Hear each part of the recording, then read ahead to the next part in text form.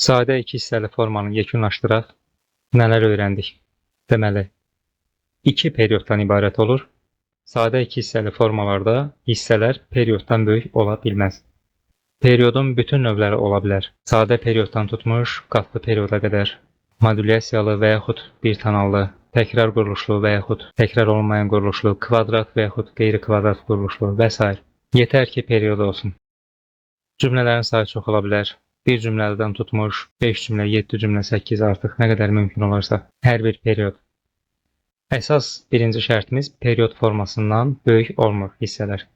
İkinci şərtimiz başladığı kanalda bitir. Bax, bunlar çox önəmlidir. Artıq genişlənmə harda ola bilər? İkinci cümlədə ola bilər, üçüncü cümlədə ola bilər və yaxud sonuncu cümlədə ola bilər. Ya da modulyasiya harda ola bilər? Elə birinci cümlədə də ola bilər, birinci cümlənin sonunda. Və yaxud heç modulyasiya olmaz, gələr axırıncı cümlədə modulyasiya olar yenə, amma məcburdur ki, öz kanalına qayıtsın.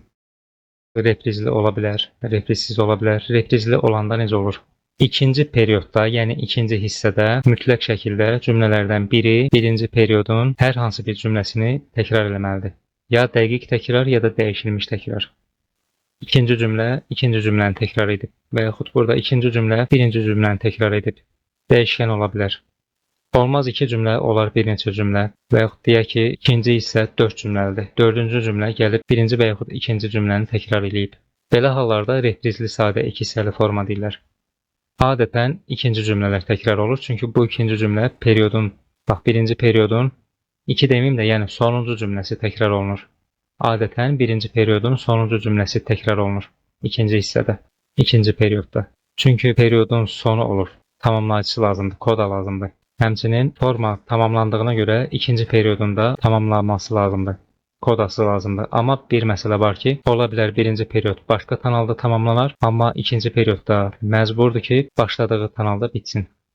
Təkrarlıq öz içində ola bilər. Həm reprizli formada, həm reprizsiz. Bax, reprizli formada A, A1 var. Məsələn, C, C1 ola bilərdi. Və yaxud B, A, B1 ola bilərdi. Təkrarlıq daxildə də olar hər periodun içində. Hər iki növ üçün. Həm reprizli sadə iki hissəli forma üçün, həm də reprizsiz sadə iki hissəli forma üçün. Amma reprizsizin xüsusiyyəti nədir? Bir period o biri perioddan heç nəyi təkrar eləmir. Heç nəyi deyəndə kiçik, çox kiçik quruluş götürə bilər. Təbii ki, kanallıq eynilik ola bilər, ritmik eynilik olur, temp bərabərlik olur və s. Çünki bu nə qədər olmasa da bir vahid bir əsərdir. Bir əsərin ya tərkib hissəsi olur, iki hissəli formalar, həmçinin üç hissəli formalar. Ya da müstəqil bir əsərin və bir mahnıdır deyək ki, və yaxud bir rəqsdir, ya da hər hansı miniatür bir əsərdir. Bax, onların formasıdır bu. Mənşəyi hardan gəlir? Xalq mahnılarından, xalq rəqslərindən. Daha sonra Viyana klassikləri dövründə daha çox geniş yayılıb. Ondan öncə də barokko dövründə qədim suita formasının tərkibində olan rəqslərdə də müşahidə olunur. Demək, reprizsiz sadə iki hissəli formanın xüsusiyyəti nədir? Öz içində təkrarlıq olsa da periodun içindəki cümlələr arasında.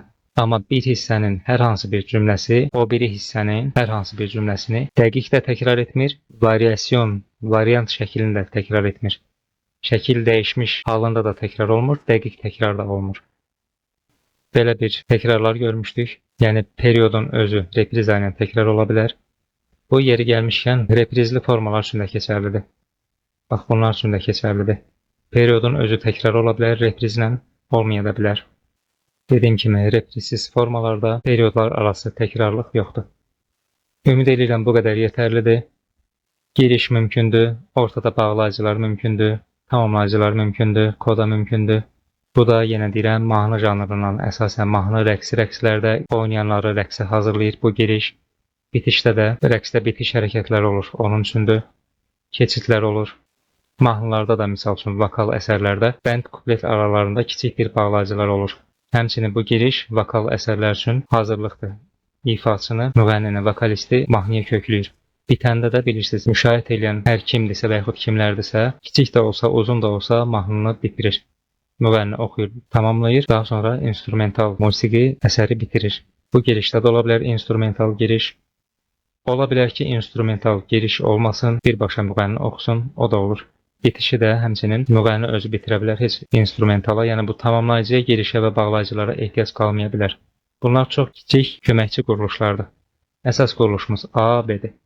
AA1, BB1 bu sadə iki hissəli formanın tipik düsturudur deyim, formülüdür. Adətən belə olur. Biz baxdıq 1-2 dərs boyunca əksəriyyəti bu formada oldu. Belə, bir sonraki dərsimizdə sadə 3 hissəli formanı öyrənəcəyik. O dərsdən sonra da artıq sadə formalara əlvida deyirik, sağollaşırıq, keçirik mürəkkəb formalara. Sağ olun, növbəti dərslərimizdə görüşərik.